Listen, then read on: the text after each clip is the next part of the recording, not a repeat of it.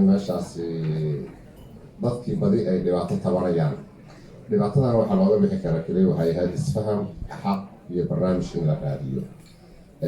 waxaa kaloo marka arrinkaasi aan daba dhigaya wuxuu yahay haddeer waxaan kaloon cambaareynanaa gobol Soomaali ka mid ah Wamo ama sida loo yaqaano Jubbaland oo cunaqabateyn lagu sameeyey. waa cambaareynanaa, waana ka digeynaa in cambaareynta laga qaado.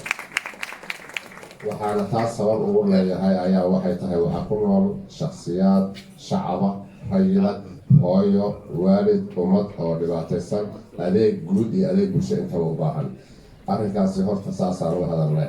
sidaad la socotaana hawada Soomaaliya waa la soo wareejiyey. hawada Soomaaliya ayadoo 36 sano 7 sano kabacdina loo soo wareejiyey. haddaan maanta saqaqabsi complaint ku bilaabno waxaana laga celiyo waxay ka dhigan tahay. marka waxaan leenahay hawadii hana laga celiyo malihin, laakiin waxaan leenahay Kismaayo iyo Jubbaland waxaan leenahay hawadoodii ha la xoreeyo.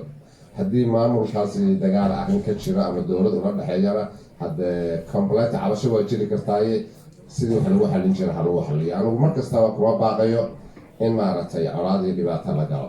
waa qodob. qodobka kaloo ka hadlaya waxa weye dalka Soomaaliya saacadiiba waxaa dul marta 12 diyaaradood. saacadiiba waxaa dul marto 12 diyaaradood. 4 saacna waxaa dul maro 247 diyaaradood. sanadkiina waxaa dul maro 84,000 iyo 164 diyaaradood ayaa maro.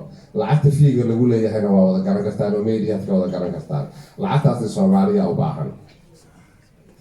oo saakay arrintaas yani waxaan tafaasiir dheeraada aan uga farinayaa waxay tahay in yani dadku horumarkiisa iyo wanaagiisa aan jecelnahay. wixii halkan la keenayna waa dhibaato, oo waxaan leenahay dhibaato kuma sii joogi karnee midaan mid bedesho oo ka wanaagsan allah na tuso.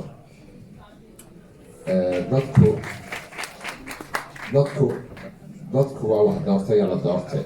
hadda anigu shalay haddaan ku doorana ma shalaayeeno, wixii dhacayna waa aragnaa. waxaan leenahay cidda damboon dooran doono war sidii hore ha naloo dhaamo. khaasatan guddoomiyaha waxaan leeyahay madaxweyne haddaad noqoto bal sida arrinka maanta yahay noo dhaamo oo sifa cadaalad ah. haddii sifa cadaalad la helana waxaan filayaa dadku inaan noolan karayo. asalaamu calaykum waraxmatullahi wabarakaatu.